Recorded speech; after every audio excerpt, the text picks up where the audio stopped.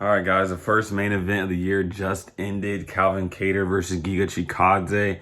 Calvin Kattar won by unanimous decision. Guys, this was a good fight. Coming into the fight, I thought Giga would be able to, win by either knockout or TKO with those powerful kicks. But there was a very interesting moment in that fight in the beginning of the first round, probably like 2 minutes into the first round when Giga was doing a combination, throwing a lot of heat kicks, and he slipped just from throwing so many stuff at one time. He slipped, and Kattar was able to grab his back and take him down and put him on the ground for the rest of that round. That was the first round. And then you look back at going into the second round, as a striker, someone who's very, very fast, and you take someone away, like you take that striking away in the first round, every round that goes by, you're just going to get more and more tired. And then, Kattar's ability to be able to close the distance and stay on top of Giga, he didn't have that distance to be able to throw those kicks that he throws all the time. So Calvin constantly had Giga on the back foot, so he couldn't throw those kicks that he wanted to throw. So I thought that was a smart game plan for him. This was his first fight back in a year since he had lost to Max Holloway last year in January, where he took, Calvin Kattar took probably the most significant strikes ever taken in a fight. That was almost scary to watch, but he comes back a year later and he beats Giga Chikadze, a fighter who's on a 7-fight win streak. That's very impressive. Hats off to Giga though. He took a lot of damage and still never quit. He never got finished. He kept coming forward.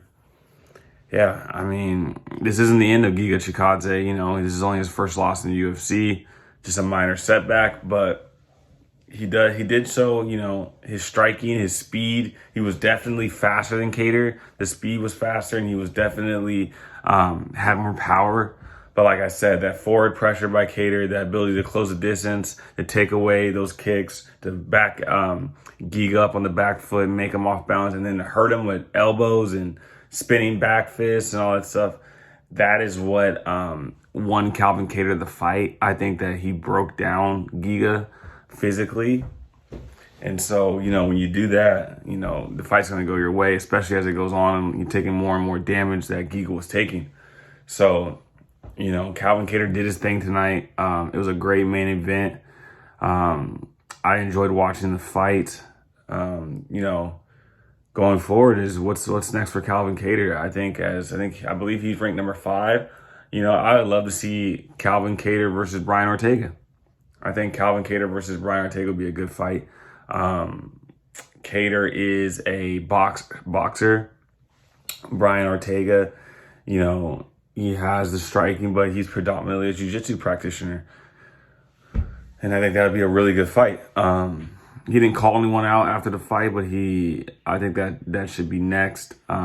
If not, maybe him versus another person, either ranked number 4 or number 6, closely ranked him in that division. What's next for Giga, I'm not sure. He'll take time to recover, and then he'll get right back in the lineup. He's still a dangerous fight for every single fighter in the top 10, including the champion Alexander Volkanovski.